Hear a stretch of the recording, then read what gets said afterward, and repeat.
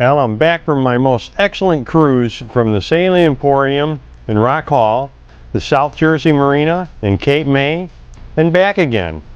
Well, with stopovers at the Chesapeake Inn Restaurant and Marina in Chesapeake City on the C&D Canal. Talking about the C&D Canal, there's a few things you should know before cruising it. Really, it's a cruising boater's dream come true because it allows us to travel between the Chesapeake Bay and the Atlantic coast in a relatively short period of time and distance. This opens up a world of cruising opportunities. First, it's a major commercial waterway for large shipping vessels, so you should monitor Channel 13. Now, there's plenty of room for everybody. But even at slow speeds, these shipping boats can produce a good-sized wake. Now, the canal is about 12 nautical miles long. It doesn't have locks to navigate, and the passage is free. Now, the buoys are based on vessels coming seaward up Delaware Bay, so the reds are on the north side of the canal.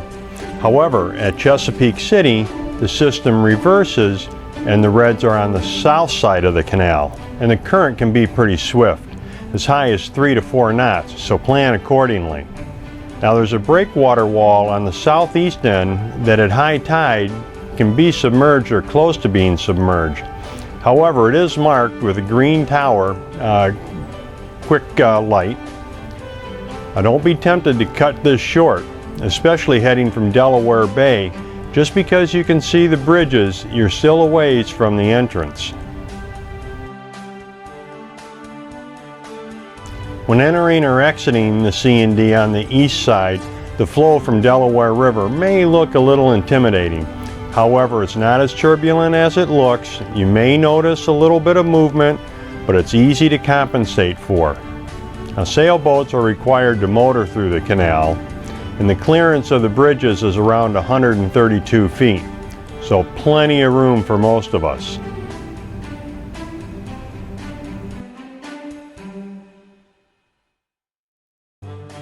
Although there's no speed limit on the canal, power boaters should be aware of the wake they're throwing and be courteous to other boaters.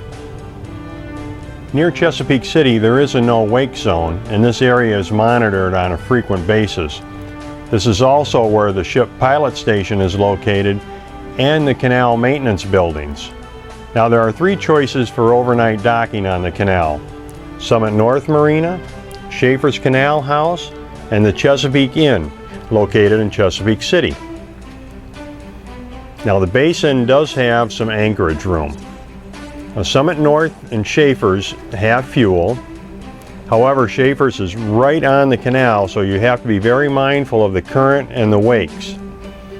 And Chesapeake Inn is directly across from Schaefer's on the south side of the canal.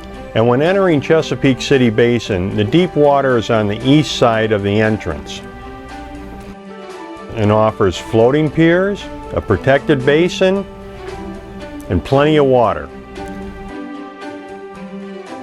Plus, it's a great restaurant and bar.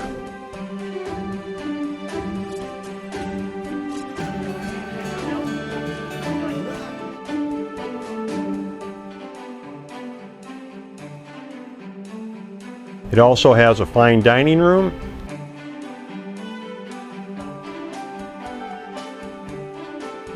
And Chesapeake City is also a great town to explore. Personally, I usually spend the night at Chesapeake Inn. It's easy to get into, has floating piers, it's not affected by the current and the wakes from the canal, plus the restaurant is great and so is the entertainment. Heck, this is really the destination unto itself. Well, open up the world of cruising and take advantage of this great waterway. Happy and safe boating to you, your family, and friends.